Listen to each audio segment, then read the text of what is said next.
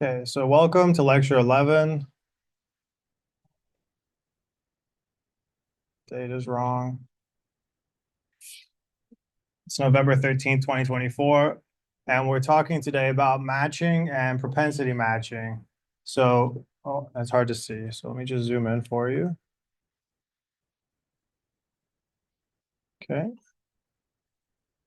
Alrighty. So who has done a matching study or worked with match data before? Match data is anything where you have a case and a control. Has anyone done that? Case control data? No. Okay. Has anyone read a matching study? So this is any study where you have matched cases to controls. We all have. Okay, great.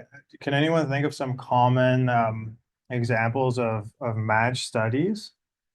Why would you want to do matching?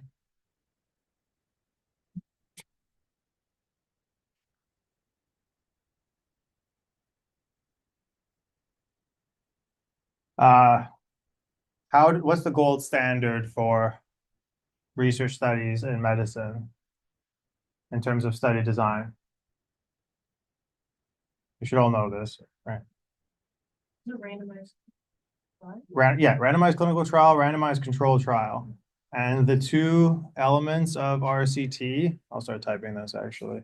The two elements of RCT,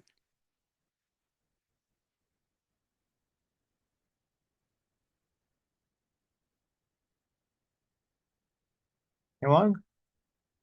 You're taking methods now, right? This is a methods. The two elements, it's in the title. Randomize, right? Random allocation and random assignment. Okay. So randomized assignment to the groups and randomized allocation to the treatment arms, right? Now, why does that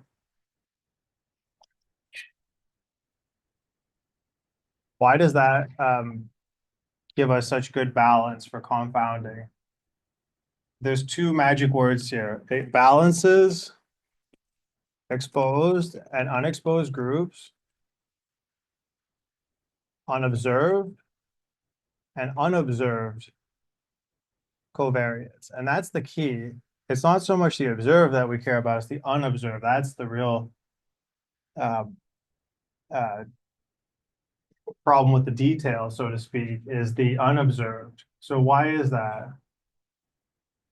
When you give a exposure and a control group, there can be pre-existing differences that you can't actually measure. So what randomization does is it makes sure that the groups are approximately balanced on their observed and unobserved covariates because they're randomly assigned. So even if there's big differences between the groups, these big differences are going to be approximately equal between them. Okay. So what's the problem with this? RCT is great, but RCT, you have to randomly assign patients into a group. Do we see the obvious logical and ethical dilemma that this study design leads to in observational research? Can you randomize patients to every treatment arm in medicine? Would that be ethical? Could I randomize someone to a cancer group? Of course not. It would be unethical. You couldn't randomize somebody to have a surgery that they didn't need either, right? Many many exposure groups in medicine would be unethical to actually randomize patients to because of ethics, right? But they're specifically, right? The duty of care, balance of harms, several, right? Do no harm, do good, benefits and non-maleficence, right? So this is like core ethics stuff. Um, but it's kind of obvious. We don't even need to read any sort of ethics statements. We know we cannot do harm to people in studies. That's in the consent package. And the second thing is ethics. And what's the second reason why randomization is not always feasible? There's ethics, but there's also pragmatics. Is it possible to really randomize someone to get rheumatoid arthritis when this is a disease that affects only about 1% of the patients? Or is it possible to randomize someone to want to get in vitro fertilization when they don't want that or don't want, let's say, children or something like that? So there's also feasibility. we cannot randomize people to groups that they don't want to be in or that's unethical or what have you. So given that, oh, and secondly, RCT extremely expensive. Does anyone know what the pricing of randomized controlled trials are? So one person says $1 billion. You know, the bigger ones, like those COVID ones, hundreds of millions, easily, easily. So I don't know about billions, but it's hard to get the pricing, but can be, I would say minimum $300,000, and that's bare bones, minimum, minimum, minimum. Like you're it'll be tough. And maximum, huge, huge, $300 million and over type of thing. So hundreds of millions of dollars. And the reason is blinding is expensive and the data collection is expensive and doing things per protocol is expensive. So in the absence of extreme amounts of money and in the absence of feasible randomization variables, so feasible exposure outcome variables, what can we do? We can use matching studies which leverage statistical, oh, I'll type this too. Matching studies attempting to replicate randomization, including random assignment and random allocation using statistical techniques, and I would say, and principles. So we can use the core elements that you've already been taught. So central limit theorem, mean variance framework, and root mean squared error, standardized mean difference. All of these core concepts that you already know can be leveraged to mimic a randomized trial if you kind of set it up properly, which is really nice because if you use statistics to randomize a group, you eliminate the ethical problems. The patients either have cancer or they don't, or they have a successful pregnancy or they don't. And because you're not because you're an analyst and you're a researcher and you're not influencing those decisions, there's no ethical issue. You're just collecting our pre-existing data. And you can really get very close to mimicking a randomized design using these techniques. Okay. So what we're looking for here in match studies, there's in linear regression, logistic regression, survival analysis, I've already told you there's certain necessary components that you must have. And in matching studies, similarly, there's a set of matching components and necessary components that you must have in your matching study. Every single matching study has it, so we'll go over these components. So in a matching study, the first thing that you need to have is cases with an exposure of interest, and you need to have controls without an exposure of interest. So the very first thing, you must have that defined, and it can be binary. We're going to focus on binary exposure today, so case control, but you can get into more complicated matching designs where you have multiple exposures. So you can do, it's really not limited by the number of exposures, it's limited by your sample size and of course of our human processing power to discern what it means to compare n items. So case and control, easy for us to compare.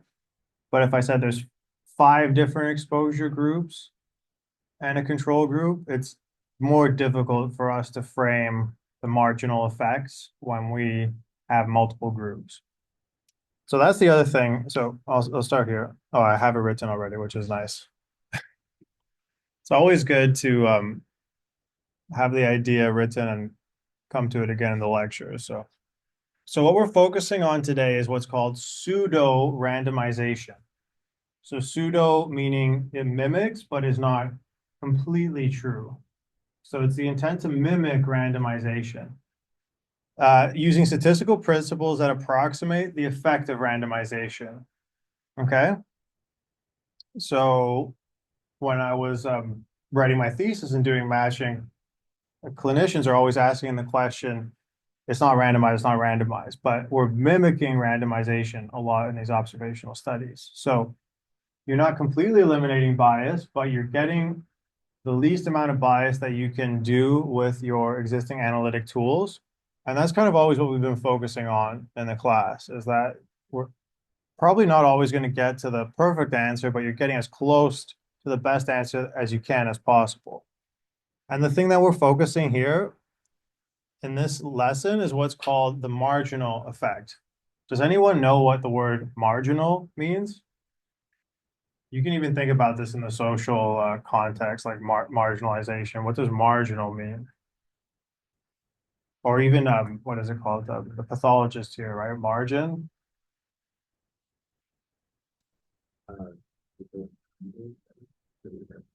the edge. Great. Yeah.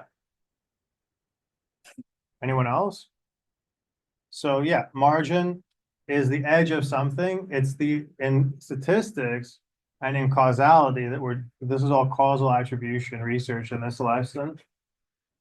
The margin is the additional, and this is the economics definition actually. The margin is the additional contribution based on a 1 unit change of an effect. Okay. So we're looking for, in this case, the marginal effect. Does anyone know what we're looking for the marginal contribution of in these types of units based on what I've already said?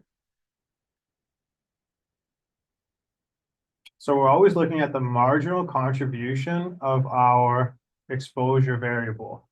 We want to know, given all the other observable and unobservable factors between the control and the case group, how much additional unit of outcome is contributed by that case exposure factor. Okay. So for example, if you had a cancer and a non-cancer group, would you expect them to be different or the same on their covariates? Unadjusted. Like if I said to you, oh, I have a study, there's 100 people with cancer and 100 without. What would you expect those two groups to look like in terms of their age distribution? I'm making up an example, but if it's a cancer group, are the patients in the control group going to be older or younger than the cancer group? Probably younger, right? Are you going to have more smokers in the cancer group or the non-cancer group? Probably cancer, right? And let's say, I don't know, what's another one? Exposure to industrial solvents. Do you think you'll have more in the cancer group or the non-cancer group? Cancer. You're going to have more occupations in blue collar, workplace exposure type stuff. So in our hypothetical example, there's differences in the groups. So to compare them together, it's not really fair to compare an older patient population to younger. So instead, what we could do is we could compare the older patients to other older patients. We could compare patients who worked in an industrial environment with cancer to patients without cancer who also worked in an industrial environment. So thus, when you establish a common comparator,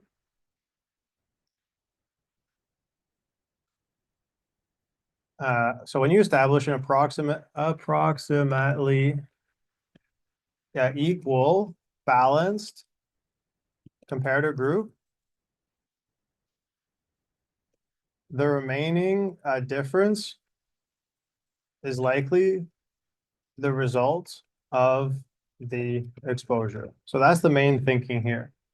If everyone's the same on every observable item except for the exposure group, then the difference between the groups can be attributed to the exposure.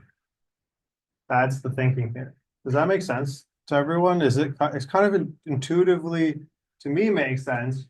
But then once you really get into the methods, it gets more confusing. But this is really key to understanding what we're doing first before we start getting into how to do it. Okay, so I think I have some diagrams here as well for you. So let's just, uh, yeah, let me get to my diagrams as well. Okay, and then randomization ensures that your groups of exposed and unexposed patients are on average identical on observed and unobserved differences. So our matching in observational studies mimics this principle. Okay. Okay. So that's the kind of general outline. Let me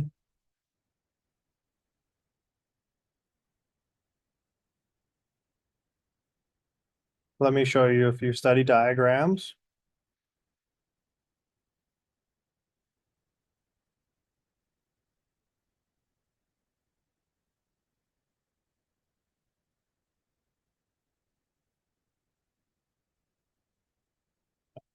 I'll save them. We'll start here.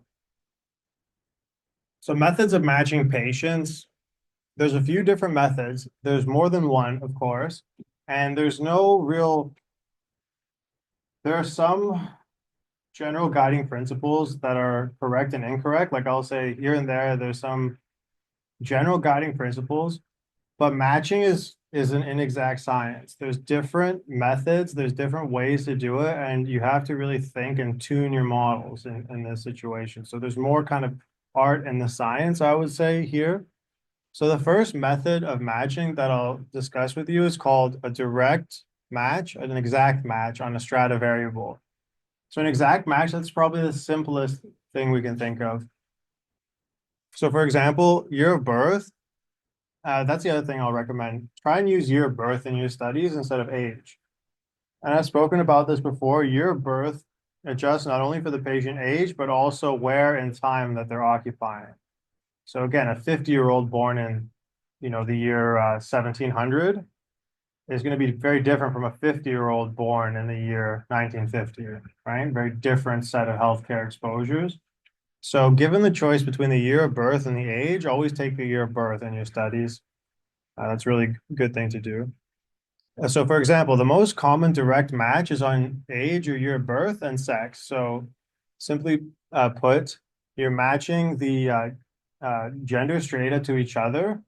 So male to male, female to female, and then some studies now have the X category. So X to X is your match.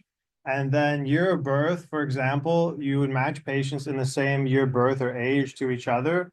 Sometimes you don't have a ton of patients, so you may have to band it. So for example, you may say in 5-year age groups match to each other.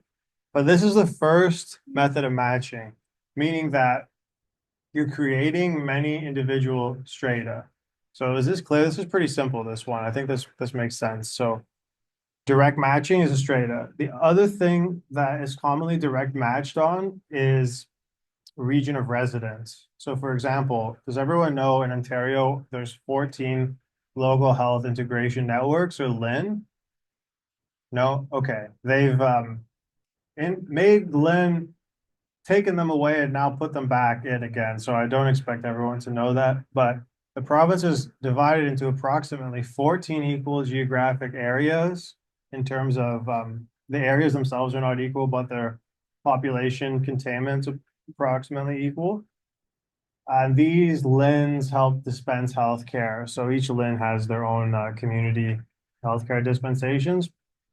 But in terms of stratifying, LIN is another common one in Ontario that we tend to stratify on as a regional metric. So you want to match patients on the same age, gender, and where they live, roughly, most of the time. Okay, so just an example.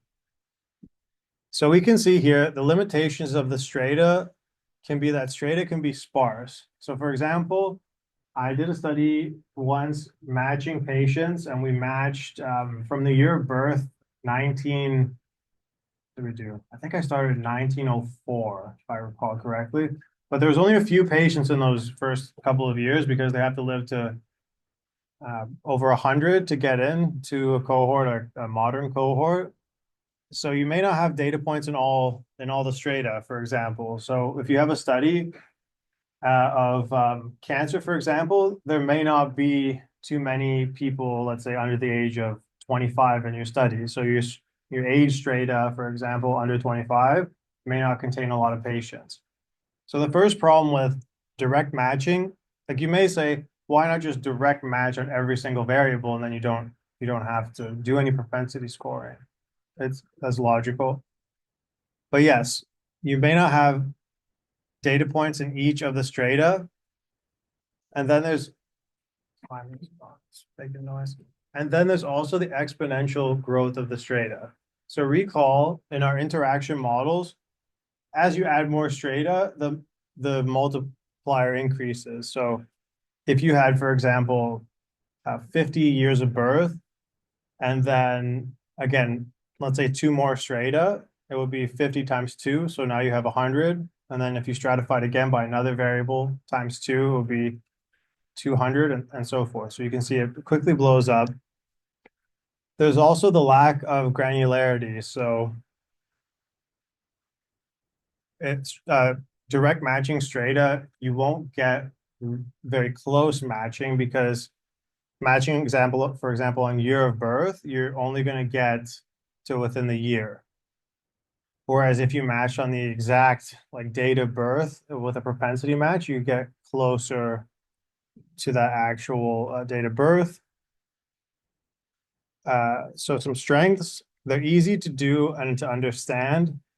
They're measurable and they're fast. So if you have big data, lots of observations, they're really easy to kind of compute and do, but they may not be enough alone. And in this class, we're going to actually go past the match on the strata variable, and we're going to use propensity matching, which is nice. But we'll start there. So first match,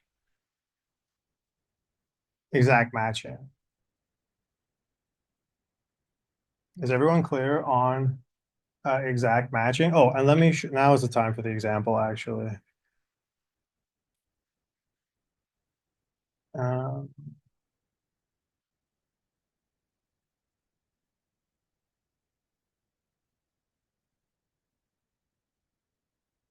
yeah.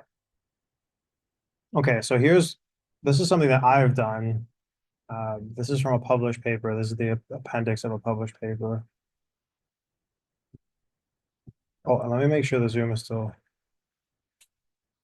yeah, it's still screen sharing. Great. Okay, so here's a example posted in your um, modules. So in this example, it shows you the thinking behind a match study. So for example, oh, and in these examples, I've actually you can combine matching too. So in this example, I've combined a straight match and then a propensity match. And I'll explain why you might want to do that. So for example, you may want to directly match on gender or age, and then after that, do a propensity match on the remaining covariates. So you may want to say like male to male, female to female, and then X to X. So you may say they have to directly match on that covariate, and then all their other covariates you're going to propensity match, for example. So that kind of gets around the benefits of straight matching, meaning that you have direct match on that, you know they can't covary, and then it gets around the problem of that you can't, for example, if I added 10 more covariates, you couldn't add 10 more strata. So you add those 10 remaining covariates to the propensity score. So for example, in my example here, what I did was the exposure was an RA case. So they had rheumatoid arthritis to a non-RA control.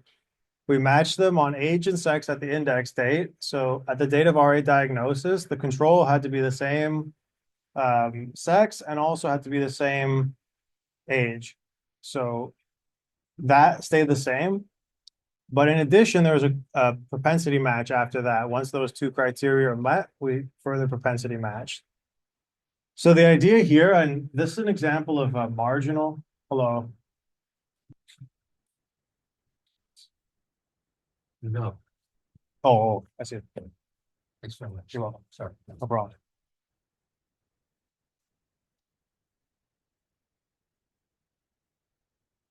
Lost the Bluetooth keyboard connector. So where was I? In this case here, we want to see the marginal contribution of rheumatoid arthritis, and I'm looking at RA-associated events. So how much additional events is associated with RA? So we match them at the index date. We find out in the RA group, this patient had 5 events. In the control group, the patients had 3 events. So we simply do 5 minus 3 because we know they're the same on our, salient covariates. And we can say the marginal contribution of RA here is 2 RA associated events, for example. So This is not a propensity match. This is just to kind of crystallize your understanding of how a straight match works. Okay. So here, if I said to you, um, we're matching on 50 different age groups, like years of age, there would be 50 strata, right? If we had 50 years of age, and let's say, yeah, we have 50 years of age, there's 50 strata. And as you continue to add strata variables, you would just multiply. So, like I said, in this study, we used male, female, so it'll be 50 times 2. So there's 100 strata in this study. Okay. Any questions about strata matching? I hope this example kind of is more clear on it, like how it works. Okay.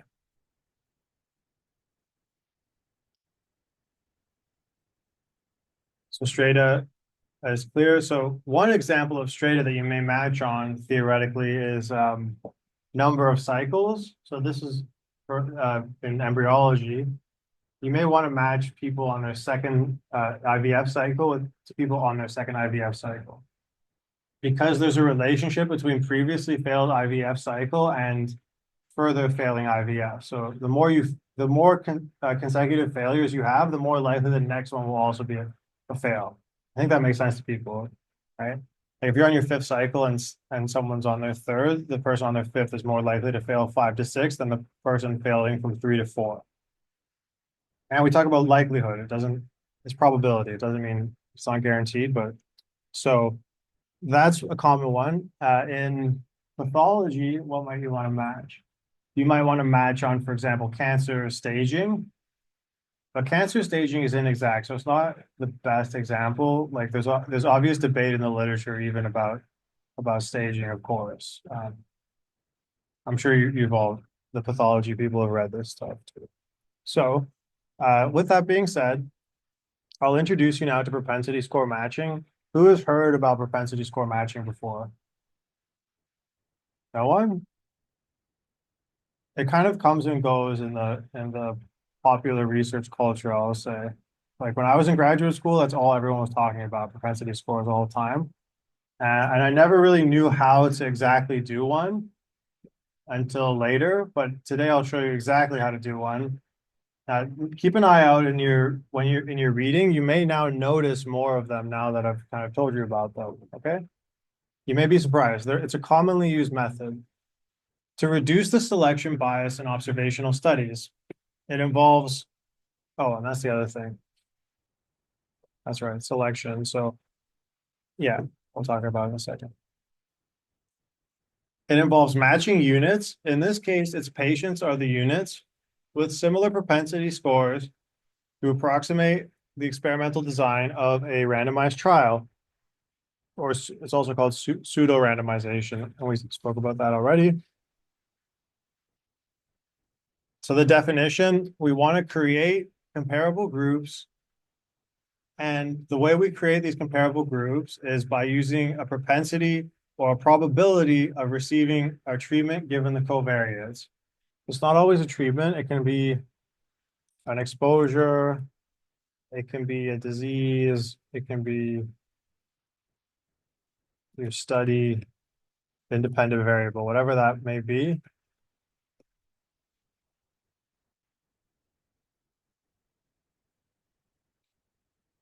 Given the covariates, okay?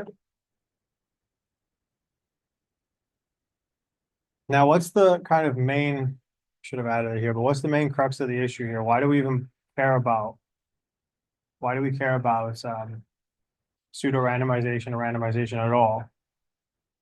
I kind of mentioned it here.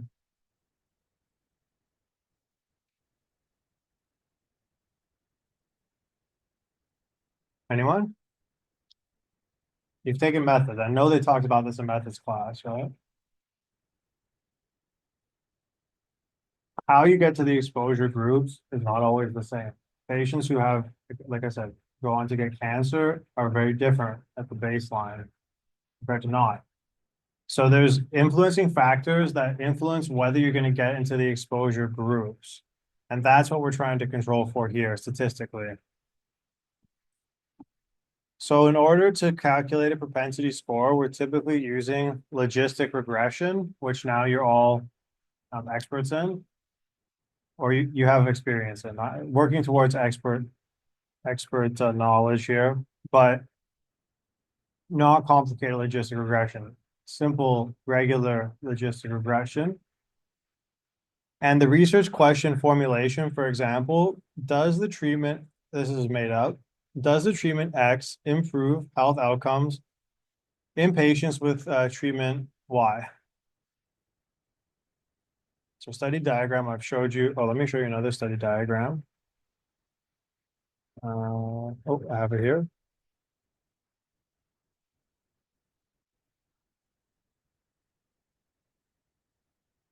So here's another study diagram. So in this study, we have an exposure date, which is the little star here, RA versus non-RA control.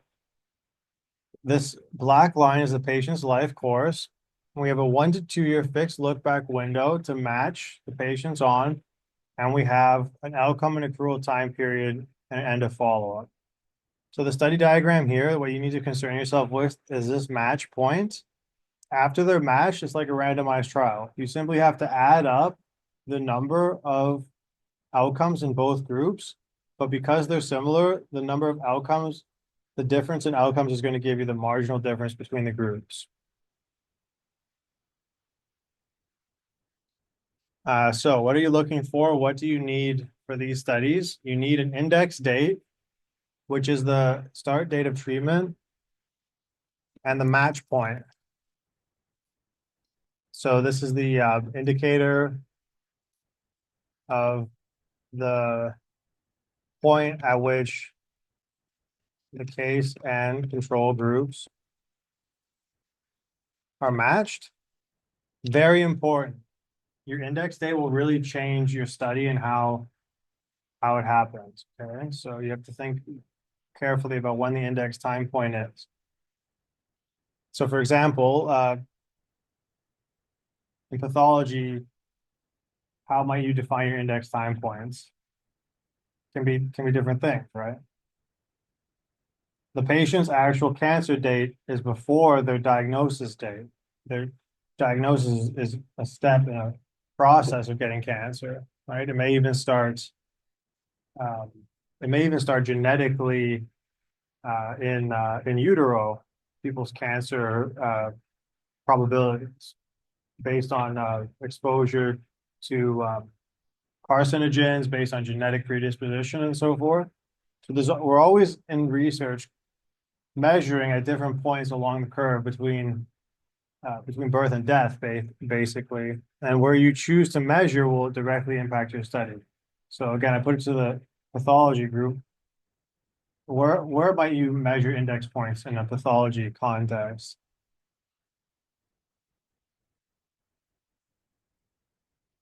Can't remember which of you are which. So I was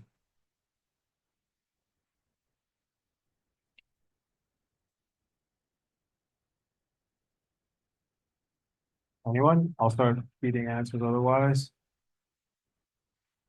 So at their imaging visits, right? Physician visits, anytime you're staging something, you might have an index point. So we did what did we do? Kidney malignancies, and they were focusing on initial consult to the kidney specialist, and then follow-up staging at different imaging points, for example. So you can pick logical index points are points in the care pathway that are clinically relevant. It doesn't matter where. You can compare everyone at stage 2 to other people at stage 2. It doesn't matter what the index point is, it matters why and depending on your study question. So you have to think about where you're matching, first of all. Your exposure. The definition of receiving treatment X or exposure X. It doesn't always have to be a treatment. Your follow-up time, the duration over which the exposures are measured, and then your outcomes, the specific health outcomes of interest. And it could be other things other than health outcomes. It could be any outcome that you're looking for. Okay.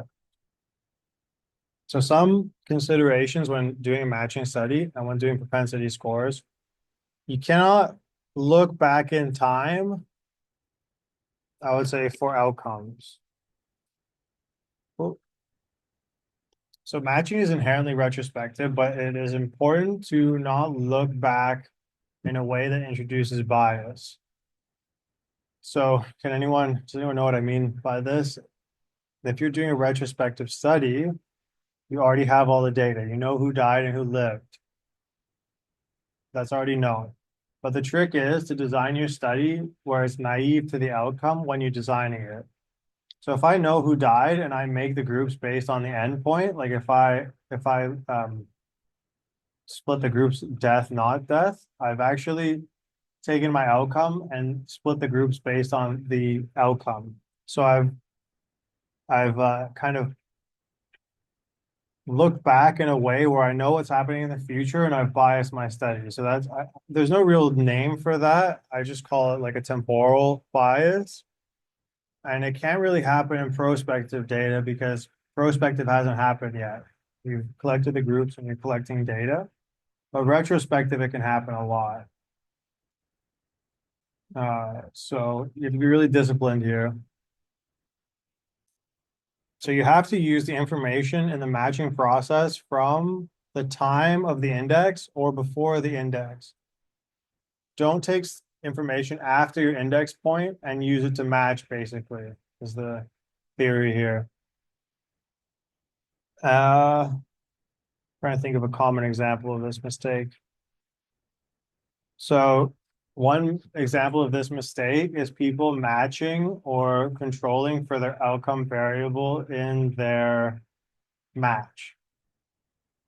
So if you control for the outcome in the match, it will eliminate the effect of the outcome. Remember, you have to leave the outcome unmatched. That's the whole point of the studies is to find the marginal effect. So I'll add that here. Be sure not to adjust out the effect of your final outcome in your propensity match. Okay. Match variables control for differences. Matching aims to control for differences among covariates between the treated and control groups. The process reduces the confounding, ensuring that your match pairs are similar with respect to the variables used in the matching. So, given a measured covariate, we can infer patients are similar on the variables included in the match. Now, the other thing, is it written here? It should be written as well.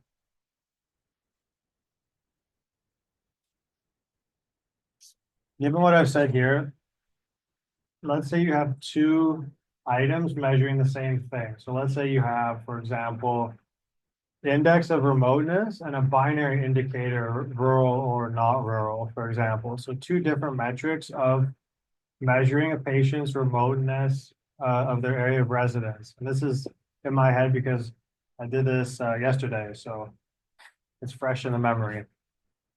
Anyone? So my question is, if I have two covariates measuring similar constructs in a match, what would be the implication of including both instead of just one?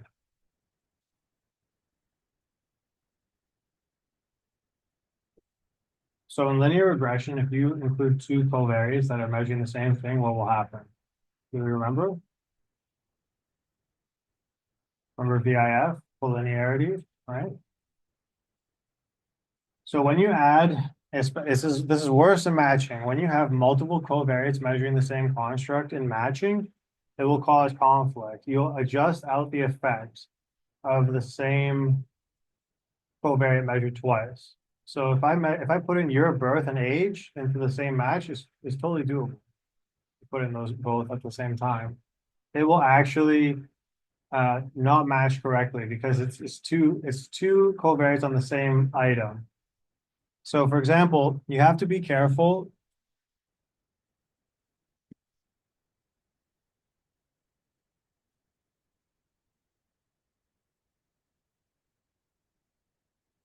You want to have one covariate for each unique construct. Now, I should say that for complex constructs, it's okay to have multiple covariates. So for example, can anyone think of a complex matching construct in the context of medicine? There's one kind of in my head that I'm thinking about in terms of patient history. What do we look at in patient history in medical studies? Like what's the thing that we're trying to balance on usually? Patients come in, they have a medical history, right? They have a comorbidity history. And we want to make sure that their past comorbidities are approximately equal roughly. So a patient who has a history of heart attacks, you want to match to another patient with a similar history of heart attacks. You don't want to match a healthy patient history to someone who has a very, very sick going into baseline, right?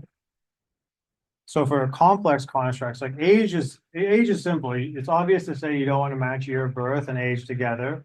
And even rurality, fairly simple. It's obvious when I tell you that you don't want to measure on remoteness, let's say, and northern, not northern, because they are the same construct. But comorbidities is a complex construct. So the more data you actually have on the comorbidities, it may actually help. So for example, you may want to measure the number of hospitalizations and also what kind of hospitalizations. So I will say make sure one comorbidity for each unique construct. For complex constructs, you may use multiple comorbidities, multiple covariates safely, I would say. Uh, too many covariates on the same construct will adjust out the effect that you're looking for. So sometimes I've had investigators ask for a set of covariates and it doesn't kind of come up significant. And the reason is because they've included 4 or 5 of the same thing. So if you have 4, for example, if you have age, year of birth, let's say year that they moved to Canada, for example, those are all correlated because, for example, like you if you're eligible for healthcare in earlier years, you're also going to be older, for example, type of thing. Or one was a physician, they wanted physician year of graduation and also physician age. But those are heavily correlated. Like if you graduate earlier or later, you're going to be older or younger. That's just how it is. So you have to really think about, like I said, multiple covariates on the same construct. We're exploiting the differences, the pairwise differences across cases and controls. What does that mean? The pairwise difference. Our analysis often are looking at the paired differences between the case and controls, meaning a lot of the output of matching studies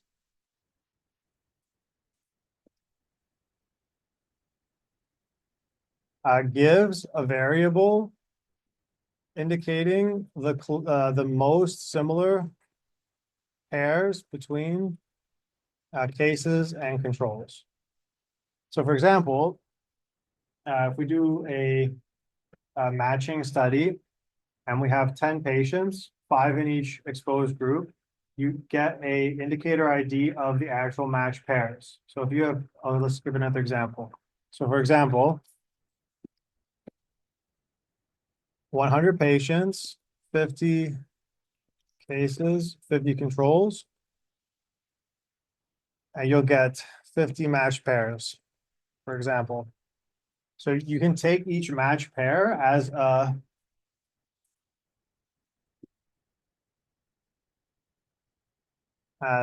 single observation.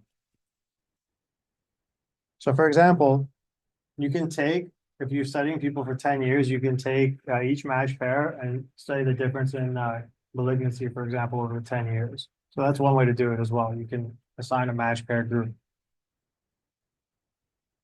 Okay, so selection of cases and control with and without replacement. So sometimes the groups are not balanced. So for example, are there more people with or without cancer on the planet? Without, of course. So there can be differences in sizes of available controls or available cases. Now, again, the distributions are often different depending on the rarity of the exposure. So if you're looking at like if you're looking at diabetes, for example, you can have prevalence estimates up to 35% in the province of Ontario. So there's a lot of diabetics out there. Whereas rheumatoid arthritis, incidence and prevalence of maybe 1%. Juvenile, so under the age of 18, rheumatoid arthritis or juvenile idiopathic arthritis, JIA, 0.1%, maybe even less. So your cases and control groups are different depending on what your exposures have. And why am I telling you this? Because you have to decide in every match, are you going to sample with or without replacement? Does anyone know what that means? Do you remember from our probability unit? So from the cards, right? With replacement, you put the card that you picked back in the deck and it's available for the next sample space. Without replacement, once you sample somebody, they don't go back into the pool. So for in this matching scenario, with and without replacement, once a control is matched, without replacement, they cannot serve as a further match. But with replacement, they can. I have a great mini example of that. I'll have to upload it for you. So can anyone see the logical problem with without and with replacement? So if you don't replace the controls, can anyone see the issue here?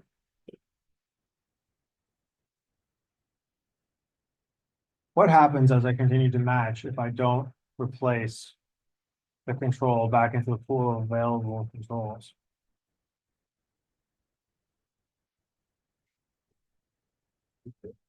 That's a good point. I could not guaranteed. So again, it depends on the pool of controls. So if I have, let's say, one case, the ratio, let's say, is 100 controls for every case, I probably won't run out. But continuing on that line of logic, what happens as I match each case to a control? What's happening to that control group over time? That's it, exactly. But mechanically, it's getting the pool of controls, if you're doing without replacement, it's getting smaller over time by definition. And by extension, if my pool of controls is getting smaller, there's a difference in match quality and match look. It doesn't necessarily mean there's a difference in match quality, but we know that there's less available controls. So it means that the order of the matching will matter. So it will mean that the first patient I match and the last patient I match will have different accuracy ratings. Now, again, if the ratio is 100 to 1, if I have 100 patients in my study and 1,000 available controls, it may not matter. But in most studies, you don't have those massive ratios. So you want to use with replacement because you want each patient to have approximately the same quality of match. So for example, in my example here, let's use my past example. I have 100 patients, 50 cases, and 50 controls. If I did without replacement, by the 50th case, how many available controls would there be? There'd only be one, meaning that match would be terrible because it's unlikely that you're going to match randomly to whoever's left. But the first patient has, or the first case will have 50 available controls, so there'll be more pool. Okay, so that's the first thing to think about. Without replacement, you're going to get a differential match. Can anyone think why you might want to do matching without replacement?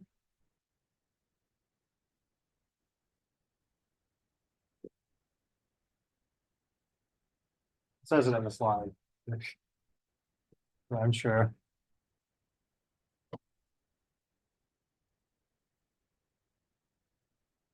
So let me zoom in a bit more.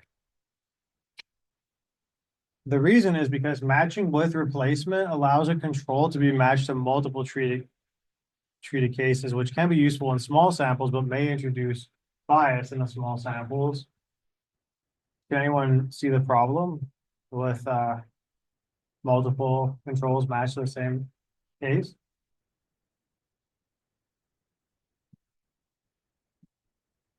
So they call this the super control problem.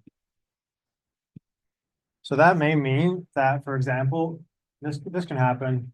I haven't had it happen to me, luckily, but super control problem is when there's certain controls that are so similar to cases that they're repeatedly matching, like more than if you have one or two rematches, it's okay. But like some studies, one control is so similar, they may match to 100 or more patients, for example, many rematching. So the super control problem, you need to check how many unique controls you have. Uh, I did a study where the max repeated matching was 3. So one control was matched to 3 cases. And this was in a study of over 100,000 patients. And the pool of controls was 16 million patients. So in that sense, we only had, I think we had 100 patients that were matched 3 times or more. So it wasn't, to me, that's like a minuscule problem. It was well under 1% for super controls. But in small studies, so for example, in a pathology or embryology cohort study that you may be 1,000 observations or less, if you have a patient matching to 10 cases, for example, it may cause problems. And does anyone recall from our past t-testing lecture why? What happens to the variance estimator when you have a unique pair versus a rematched pair? Are you inflating or deflating the variance estimator? We'll talk a bit about this more next week as well, about repeated measures. So it's kind of concept before next week. Each unique patient observation has an observation, but when you repeat the measurement, remember there's a between patient observation and there's an intra-patient clustered observation. So when you have each case matched to a unique control, there's a unique variance estimator for each case control pair. But when you have repeated matching, so like let's say I match 10 cases to the same control, they're not 10 unique pairs. They only have one variance estimator because they've been matched to the same control multiple times. So what you'll do in your study is you'll actually you're decreasing the available variance of your study because it's a clustered variance now rather than a unique variance. So you have to be careful about rematching the same controls. Can anyone infer let's take a poll of hands. Would you, on average, be choosing with or without replacement in your study? So who would probably go without replacement? There are studies that do that actually, a lot of studies. So with replacement. Yeah, I did do with replacement last week actually. So I maybe do I have that with me here?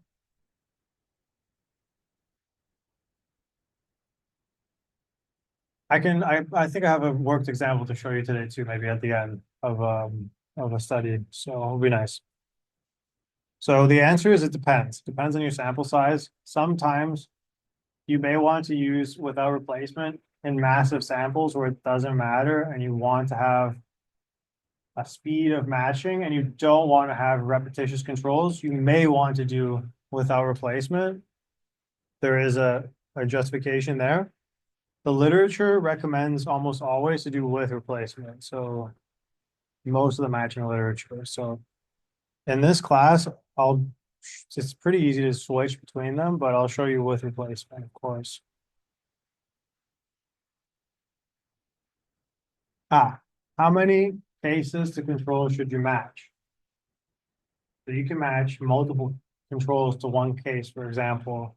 So common matching, you need to at least do 1-to-1, so one case per control, but there's no real limit on the number of controls you can select. You can select some people do 4 controls per case, 1 control, 2, whatever. But my advice to you, people usually increase the number of controls to increase their study power artificially. And you can read this in the literature. I'm immediately suspect of anything that goes more than one-to-one matching for exactly this purpose. Because it's not a true effect size difference. You're just bumping up the controls to get a smaller confidence interval. So to me, I always divide the effect by the number of controls that they measured. So if they did 2-to-1, I divide by 2. If they did 4-to-1, I divide by 4, and so forth. But it's a common one. It's really, I think, a problem in these matching studies. You can use multiple controls to increase the power of the study. You may be able to improve the accuracy. And it's useful when the treatment group is much smaller than the potential control group. I would say that it can I would say, yeah, artificially increases the difference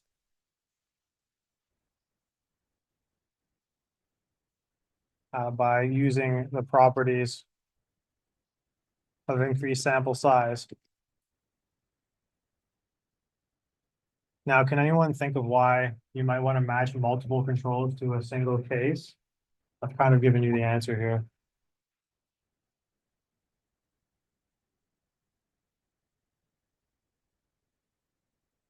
Some outcomes are, some exposures are extremely rare. You cannot get more sample. For example,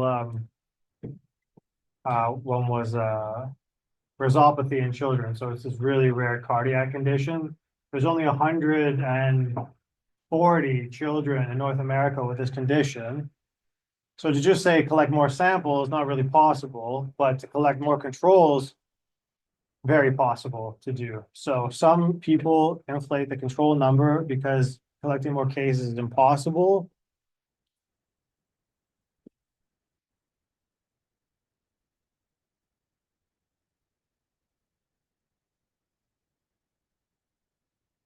Due to cost or rare events or other things or other reasons, whatever those may be. So this is when it's permissible to do multiple matching. But for regular matching,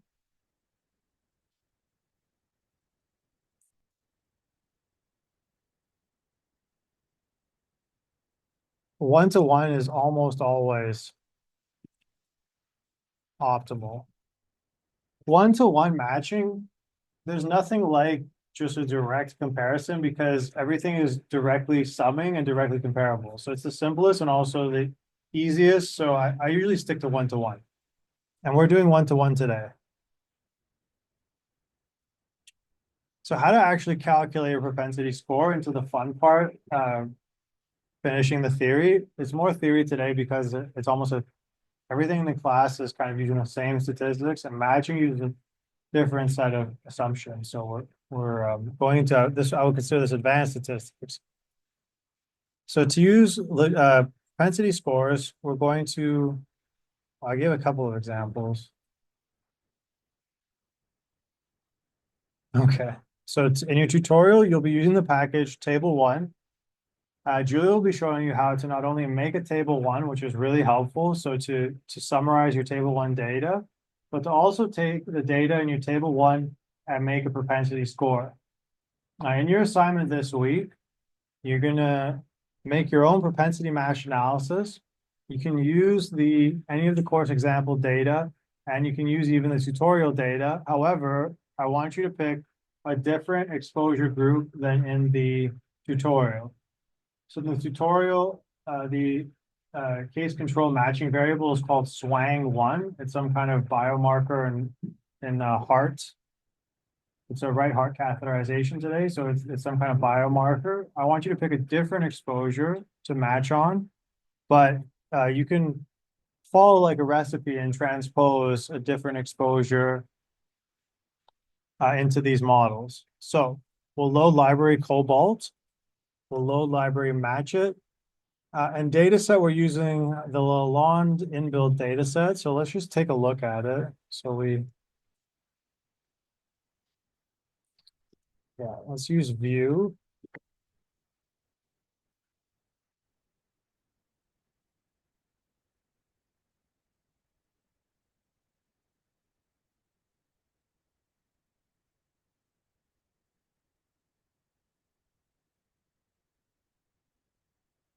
Let me just see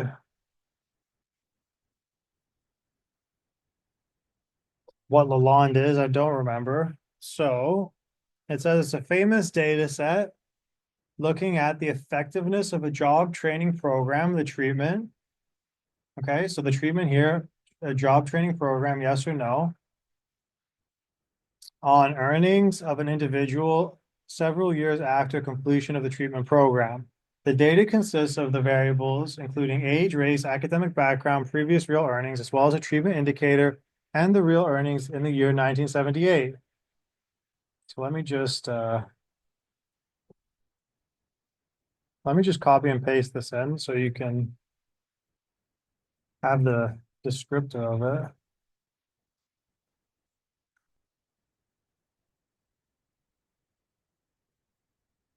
Okay. So to estimate the propensity score model, here we go. So we're using the formula GLM, so it's general linear model. The family is binomial. So binomial, again, is going to give us a logistic regression response. Our data is equal to Lalonde. And our outcome here, remember, to the left of the tilde is always going to be our y variable or our dependent variable. Okay? You wouldn't believe, you can forget this pretty easily. The left of the tilde, always one item, your outcome, your y variable. To the right of the tilde, your independent variable, predictive variables, control variables in this case, and in this case, matching variables, okay? So we're going to control for age, education, race, married, no degree, real RE74, RE75. I believe that's real earnings 1974 and real earnings in 1975. So can anyone, so what we're trying to control for here is these variables on points.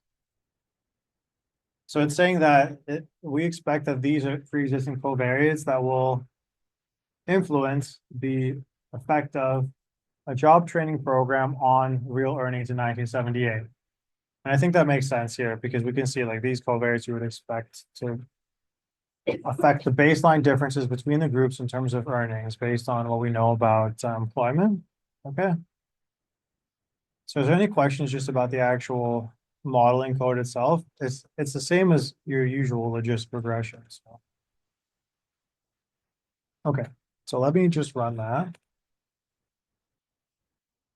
Now, the only difference here now is we're making, recall, when we use dollar, we're making a new covariate and we're assigning it the predictions of, so we're assigning this model to a variable called PS underscore model.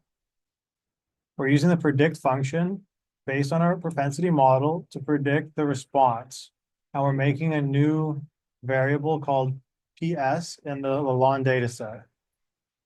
Okay, clear so far? Stop me if I'm not making sense. I'll repeat or go over it again. So I'll run that. And let's just take a look at what that looks like. So we'll go, oh, we'll say head, Lalonde dollar PS. So does anyone, can anyone interpret what this means now? I've predicted, based on a propensity model, I predicted something. I predicted the outcome. So what are these?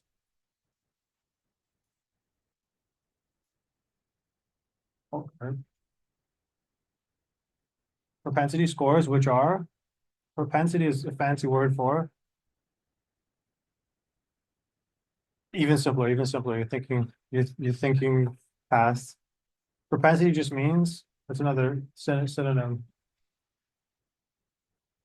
Likely, exactly, or probability. So these are the probabilities of being assigned to the treatment group. Easy, right? Yeah, excellent, excellent. So these are these are the propensity scores or the probability of treatment assignment. So if we take patients that are similar on this score, we can be, well, with further assessment, we can be sure that they're similar on these covariates that we've matched on. Okay? So if we can use this continuous probability to now find comparable groups, and I'll show you how to do that. So nearest neighbor matching, nearest neighbor simply means we want to pick, yeah. Okay, so there's propensity score. So nearest neighbor matching, again, same thing. We're going to use, this is automatically now giving you, based on that propensity, it's giving you the match pairs. So when we run this code, we make the same thing. We're using function match it instead from the matching package. This is doing a logistic regression in the background. When we run our data, when we run matched, let me just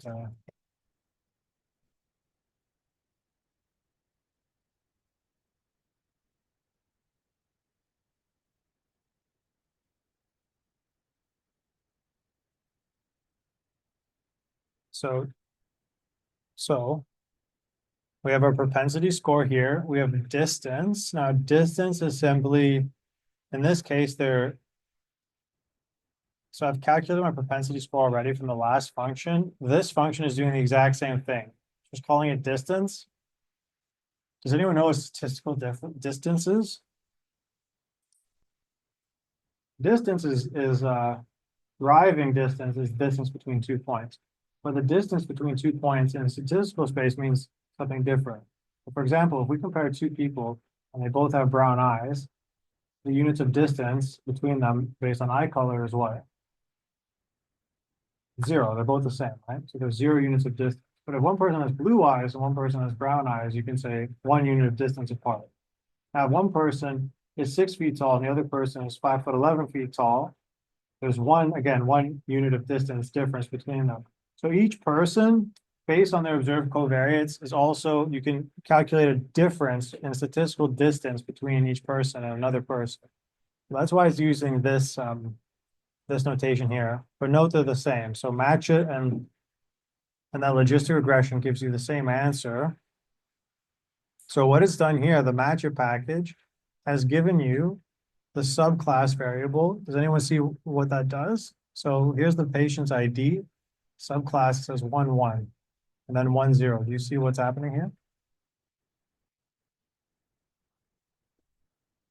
It's not really a trick question, but it is the first match data set you're looking at, so it's unreasonable to expect you to take a look at the treatment column, the subclass column, and the ID column.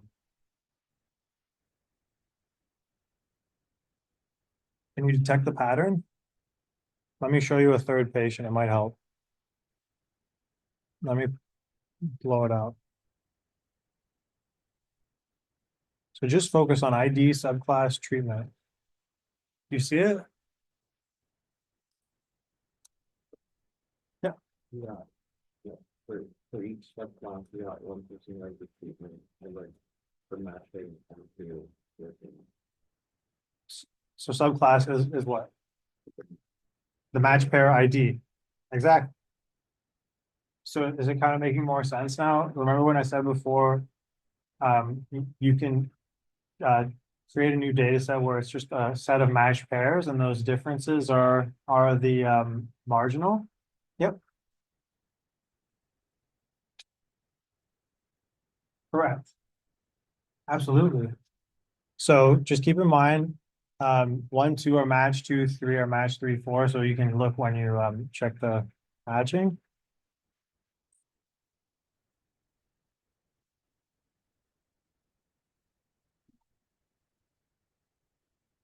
So just because the scores are not the same does not mean that that's not the best available match. So there's better matches and worse matches. Remember I said we can be sure that they're as best matched as they can pending verification. Some data sets, the patients in the exposure and the non-exposure groups are so different that you're never going to get directly comparable matches. You only get somewhat comparable matches. So for example, one that I'm doing now, is with OAT. So some patients are homeless and some patients aren't. If I match a homeless group with a not homeless group, it's almost impossible to find someone who's not homeless that has a similar set of baseline covariates to a homeless person. Like to live in a house and have a similar sociodemographic background to a homeless person is pretty tough by definition because you're in a house. You would have to be living in very bad conditions in the house to mimic living on the street, for example. Or another example is, I'll give in rheumatoid arthritis, you get a biologic, you have to have more severe disease, usually, because first line treatment is not biologic, it's something else. So oftentimes it's hard to find someone who is on a biologic that has similar disease to someone who isn't, because to get to the biologic, they're already more severe. Or another example I'll use for pathology, which I really like, is the risk of screening. So the risk of X-ray, CT, ultrasound, contrast ultrasound, MRI, and contrast MRI. These risks are really not measured, and I'll tell you why. Who's getting MRIs? Sick or healthy people? It would be difficult to find a control group of perfectly healthy people getting MRIs to control for. So you're only having patients who are now sick. So to find a comparable control group, now contrast MRI, who's getting contrast MRI compared to regular? Are you sicker or less sick with contrast MRI? Think for a second though, right? Contrast has more danger, gallium elements, right? Not good stuff. It's like a routine, you don't get routine x-rays if there's not something wrong because of the harm of the x-ray. So people are getting more severe channel bias to go into these groups. You may not be able to find a patient who's not sick getting a contrast MRI because of the side effect. So if I want to know, if I want to match patients with MRI who are sick to patients with MRI who are not, those groups may never be approximately comparable. So in this case here, these two patients, based on the number of patients in the data set, 0.6 is closest to 0.2 because of the data set. As you get a bigger data set, the more patients you have, the more likely you'll have a similar propensity score. So the best thing to do now would be to show you the unmatched, actually. So let me yeah,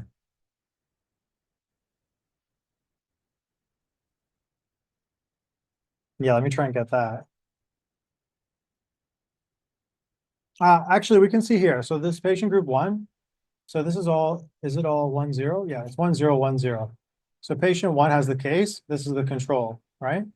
So this patient 2 has the case. This is their control. But do you see this control has a 0.10 and this control is a 0.20? And we can see 0.20 is closer to 0.63 than 0.10 is. So already you can see that it's matching better than chance alone, kind of thing. So we can guarantee that we can match as well as we can on the observed covariates, but it doesn't necessarily guarantee a good match always. And then, again, remember I said there's a bit of an art in the science in this? This is the art of the science. You have to know how many cases you have in relation to your controls. You have to know how the exposure will influence how the patient gets there into that exposure group. But yeah, it's a really great, that's a great point to note. It's always nice when they're bang on. So, okay, so that's what's happening here. So what we can do basically when we're doing remember our t-testing, in a paired t-test, you're doing a match pair. So you could now do a match paired t-test on this data. There was a student whose comprehensive project was looking at matching between one IVF therapy and not having it. And what they could do here is find that match control group and do that match t-test. It's a paired t-test now. You can just take the difference. So each of these will have a delta value, right? You could take each income of each match pair, calculate the delta value, and then that can give you your effect of the treatment here. So I just want to show you pragmatically what that can look like in terms of a propensity score. And I'll show you, and Julia's going to show you in tutorial how to actually generate those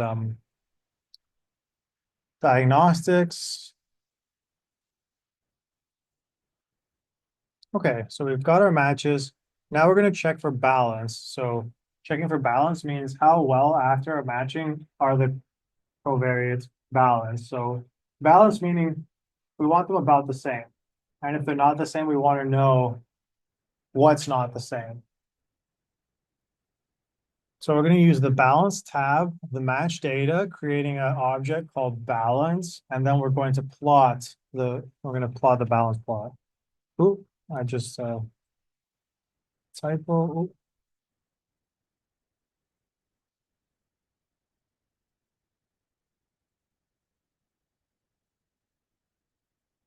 And I want to blow this up for you.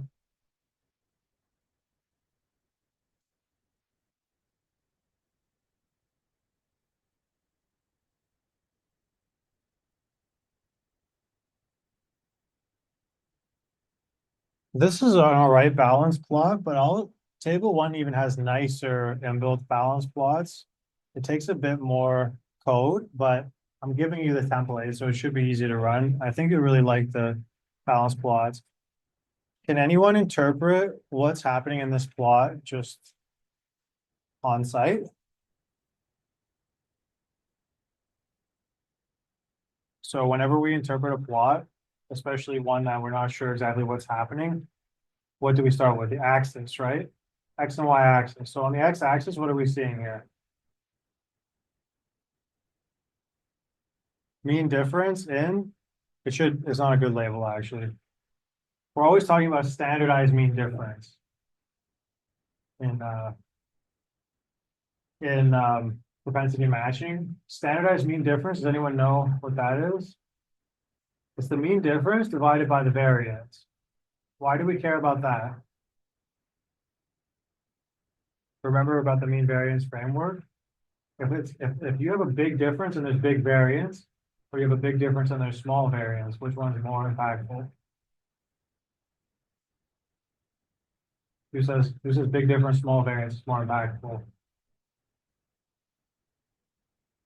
Big difference, big variance. Because if there's big variance, a big difference is not as impactful. If there's a small variance and you have a big difference, it matters, right? So if your variance is 1 and your mean difference is like 3, massive effect. So here, the reason why we care about the scale difference is because we care about the magnitude of the variance in the variable, what the differences are. So on the X, we have mean difference, right? And on the Y, we have our covariate.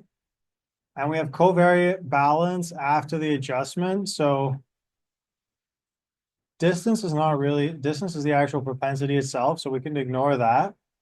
But what we're looking for, we want those, actually, this is just mean difference. It's not a standardized difference. So we want those mean differences to be above 0. Anything above or below 0 means that there's an outstanding difference that's unadjusted for. So what can we tell from this plot in terms of our adjustment? And if it's negative, it means that like 0 is no difference. Negative means that it's just the direction of the difference. So it'll be the case to control difference. So it's a natural number, plus or minus. So like minus 125 and plus 125 are equally bad, basically. So does anyone want to take a guess at what covariates are out of balance here? Yeah, race, not necessarily out of balance, just less matched. So we have better matching here, no degree marriage, real earnings, and we have these are more poor matches. So the race variables, right? So the farther you get from 0, the worse it is matched on, kind of thing.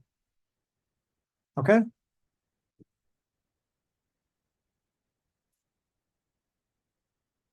Ah, that's a good that's a good point. So what this is doing is that's a really good point. So oh, why is it? I'm trying to, okay. So distance, we ran balance match on all the variables. And distance is not a real variable. Distance is our propensity variable. So since it's this is a propensity match, the average propensity on everything is balanced at 1. Like, so it's a vestigial variable. You would strip this out. Like, see how there's that like line here? So you strip that out. You wouldn't use it. It's like the intercept in this case. But it's telling you on average the mean difference of the propensities is 1, which is good because the treatment is 0, 1. So that means like our propensities are perfectly in balance.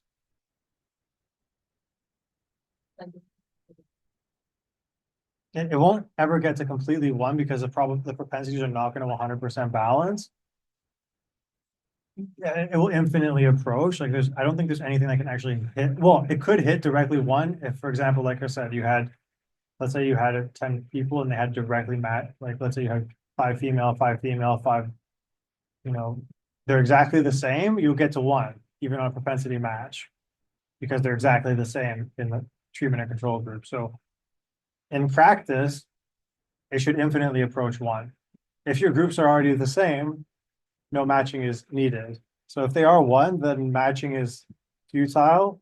They're the same, and you can just not do it. But it won't happen in real life, right?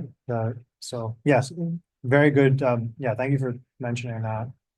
Okay, so covariate balance. Okay, and I wasn't right, actually. I should say before, this is mean difference. So this is not standardized by the variance here. I'll show you in the next plot standardized mean difference, but this is just mean difference, right? Okay, so standardized mean difference. So so the only difference is this UN function is equal to true. So this is an option. By default, it will be false. So remember in R, each function has a set of backup options. We don't put the whole set of options for each function because it's just not nice to look at. So the default here for this bal.tab function is going to be false. We're going to set it to true. Remember, always capital letters, always type out true or false in full. Don't use T or F because will cause major error under some conditions. You don't want to deal with that. So someone actually wrote a virus for R, believe it or not. And one of them was anytime you put T or F, it would just error out on you.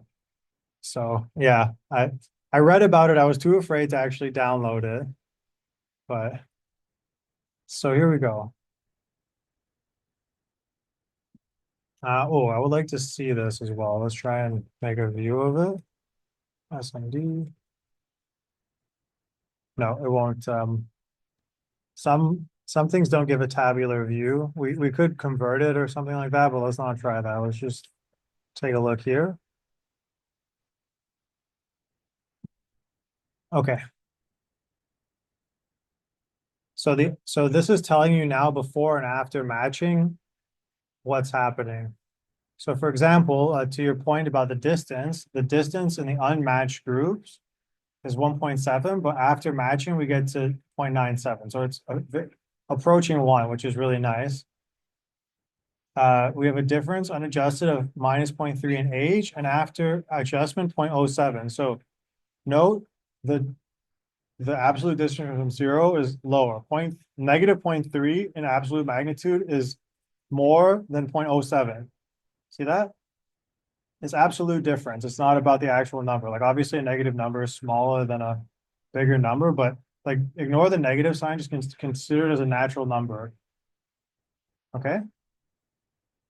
So what are we looking for here? We're looking for after matching that the matching decreases. Now note, we see here after adjustment, some of them are actually increasing in magnitude. You see 0.05 to 0.12, that's an increase, right? So sometimes matching actually sacrifices some covariates for others. So you sacrifice a bit of difference on one covariate for another. How does it choose? It chooses by the variance. So it will keep more impactful covariates close together and let the less impactful ones covary more. Can anyone guess how the propensity function selects impact? Think of the variance again. Yeah, the smaller the variance, exactly. The smaller the variance is going to give you like the ranking kind of thing, okay?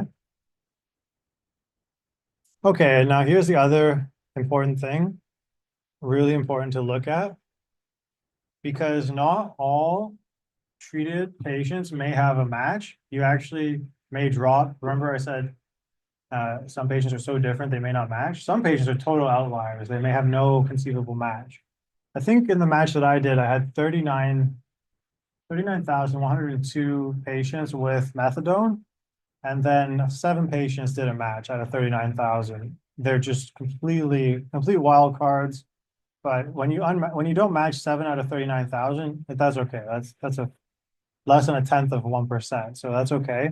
In our example here, we had 185 treated patients, 429 controls, and then after matching, we had 185 treated patients, showing us that 0 treated patients went unmatched, which is really, really nice. That rare to happen. And there was 185 matched controls. So it shows you're going to drop some of the controls if the case group is smaller. Okay. If the case group is bigger than the controls, what will happen?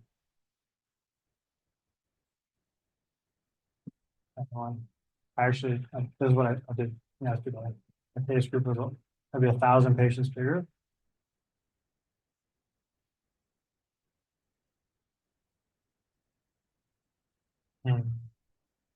If you have more cases than controls, you'll have repeated recycling of the cases. So you'll by definition be getting multiple cases per control. Not the best way to do it, but it can happen. You can do it. So now what do you do? You've done your matching, you have your match pairs. What do you do with your match pairs? Does anyone know? This ties in with last week's survival analysis as well. So we did stratify who's worked on the assignment. It's okay. I'm not like is it? You've all taken a look at the assignment for survival analysis, right? So there's stratified variables, right? So so when you so one way to do an analysis here is if you have now a match cohort, so the original cohort, 185 cases, 429 controls or whatever. Oops, lost my lecture.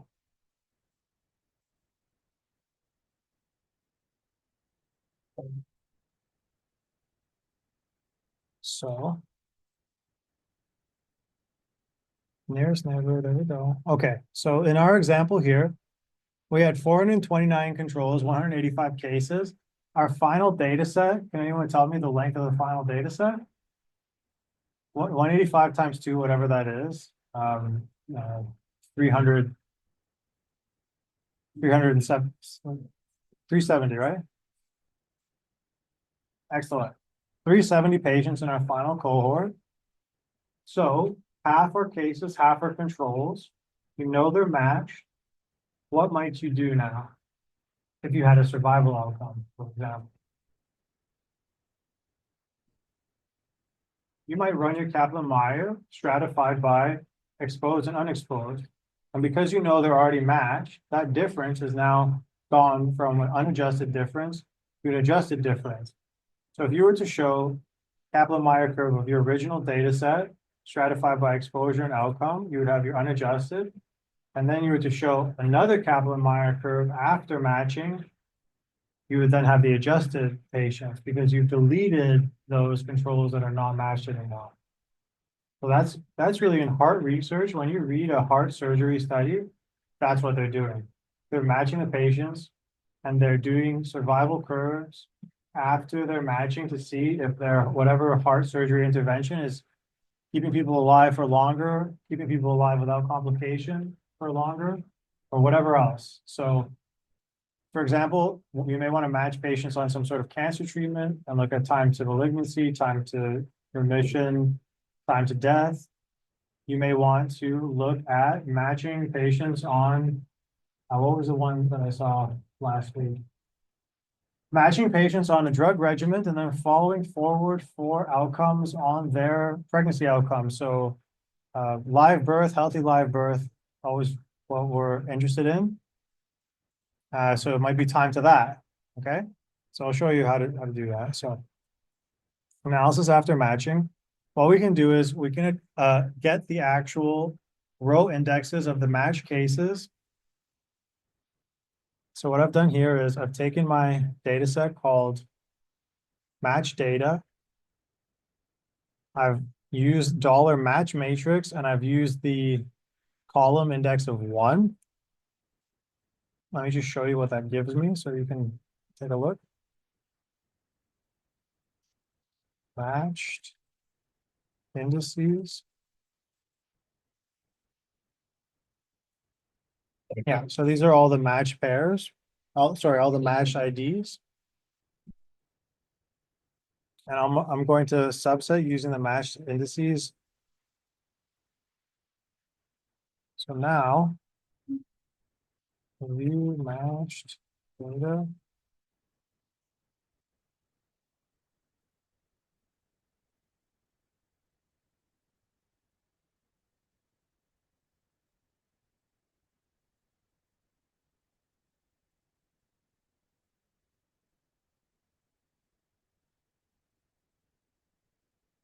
Yeah, so these are giving me only my match control patients from my data set. Okay. Where am I at? I'm almost finished. So in conclusion, let me talk to you about the main results and implications of propensity matching, the limitations, dealing with categorical covariates, and dealing with ordinal and nominal covariates. So you have to be really careful when you're using categorical covariates in propensity matching because of the way they work. So recall, ordinal covariates have a natural order. So for example, low, medium, high. In propensity models, you can treat these as continuous if the ordering represents an increasing or decreasing level of an effect. Okay, so for example, if you have like level 1, level 2, level 3, level 4, you can use that direct. The other way to do it is you can convert categories into a set of binary variables representing each level except for the reference category. So for example, if I have a low, it works better with, yeah, if I have low, medium, and high, I can go low, 1, 0, medium, 1, 0, high, 1, 0. So I've taken my categorical variable and instead of using it as a set of like 1 to 3, I can just make it 3 separate categories and just say binary. Yes, no. Now where this helps is if the categories are not of equal spacing. So if it's not 1, 2, 3, if it's like 1, 37, 55, that will really mess up your propensity score. In that case, you're going to want to make a set of binary categories. So for example, nominal categories that lack intrinsic order, for example, blood type or a race, they typically transform into a binary dummy variable with each category, except for one reference category represented by a separate categorical variable. So for example, care must be taken to avoid the dummy variable trap, where the inclusion of all binary variables can lead to multicollinearity. So again, don't measure the same thing twice. This is kind of the, I should write that, definitely. Do not include the same measurement construct twice. So if you do eye color and then like color of eye, those are the same thing. Like you made a mistake. Like it does happen in heart research, for example, like NIHA level and then physician's estimate of NIHA level easily in almost every data set I have both. You put them both in, it will give a silent error. It will perform bad matching, but you won't realize. It will just not be good. Degrees of freedom and sample size limitation. the number of independent values or quantities that can be assigned to a statistical distribution. In the context of propensity matching, the difference in degrees of freedom are consumed with each additional covariate or interaction term added to the model. A high number of covariates relative to the sample size can lead to overfitting. So there's always that ratio of variables to sample size. The sample size limitation, the effectiveness of your matching depends on having a sufficient number of cases and controls. Smaller sample sizes can lead to poor matches and biased estimates. It's important to consider the balance between the number of covariates and available sample size. To assess for balance, it's crucial to assess whether the distribution of covariates is similar on treated or control groups. You can check the standardized mean differences, which Julia will show you in the tutorial. I've put that in. And a well-balanced match has small standardized mean differences and similar distribution of covariates in each group. Does anyone know what the magic like p-value less than 0.05 number is for matching? That like the threshold type rule that we use?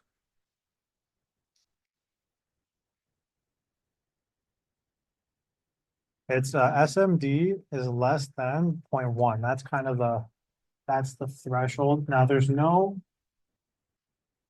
lower is better, closer to zero is better. But SMD less than 1 is considered, that's what we want. It depends on what you're doing. If you're making microchips, for example, your SMD has to be way lower than 0.1. But if you're doing medical research, 0.1 is okay.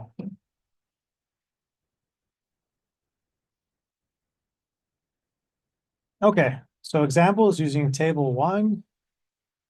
So I'll give you an example. Julia is going to talk about this in tutorial, and we'll take a break in the next 5 minutes. So just like stay with me for 5 more minutes. We'll take 10-minute break and then a nice hour tutorial. Should be enough time. It's a really, really fun tutorial today. I think like it runs really nice.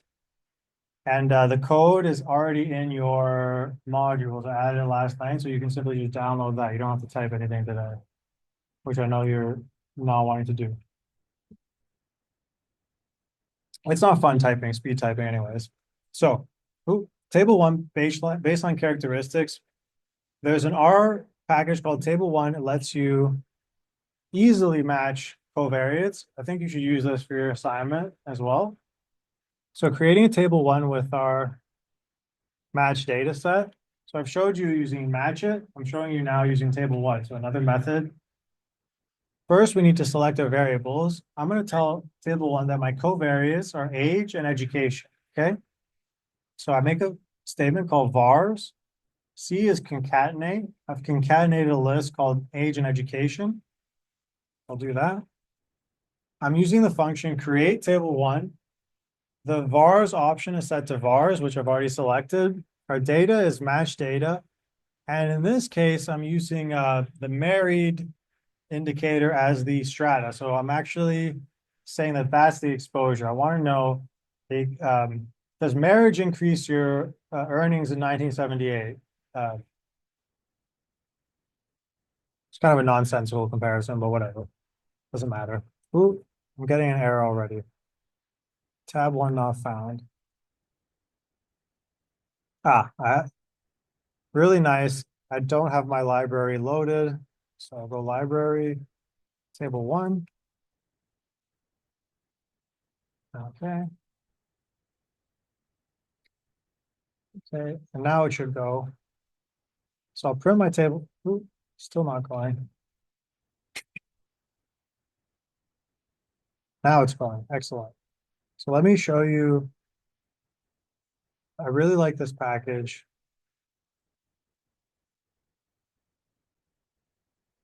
So table 1 just gives you the 1, 0 is whatever it is. So in this case it's Mary, but it will be whatever covariate you want. 1, 0.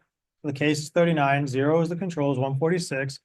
It gives us the age, the mean and standard deviation of each group, and the p-value test between the groups, which is really nice. Automatically shows us that there's a difference in age, and there's no statistical difference in education. This is before matching. This is unmatched. Okay.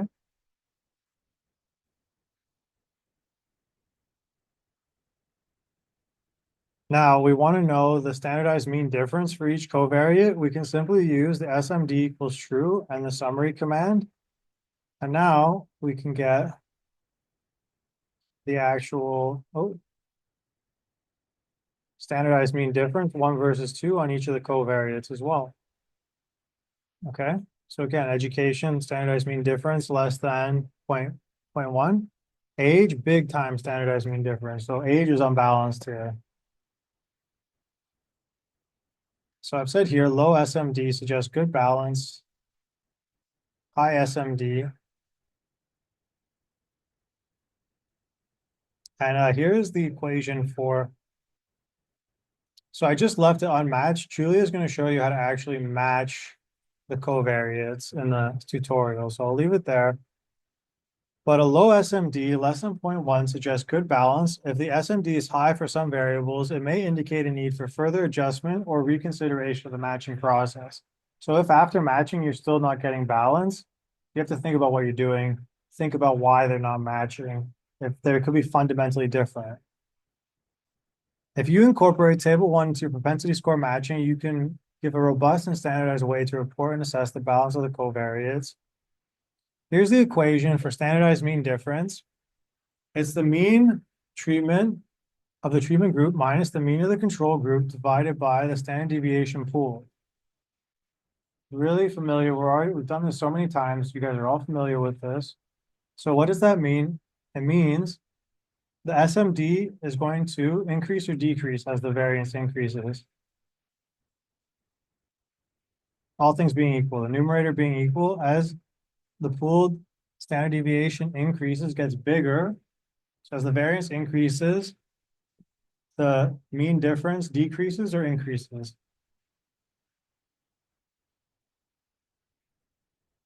Can't hear you. Decreases, right?